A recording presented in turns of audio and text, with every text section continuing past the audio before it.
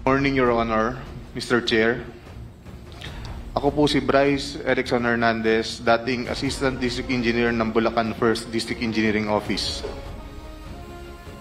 Ako po ay na-contempt kahapon sa Senate Blue Ribbon Committee. Habang ako po ay nakadetain, nakapag-isip po ako at nagdesisyon na maglabas ng ilang nalalaman ko sa flood control project base po sa aking natatandaan sa ngayon.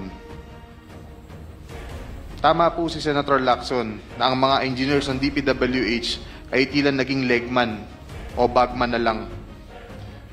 Kung tatanungin niyo po ako kung sino o kanino kami naging bagman, sasagutin ko na po ngayon.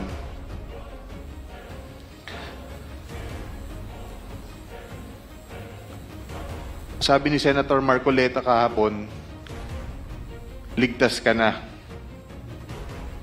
Hindi po ito totoo.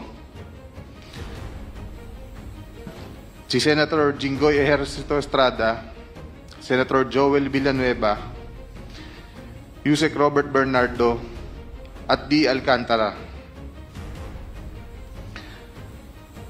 Si Senator Jinggoy po ay nagbaba ng 355 million ngayong 2025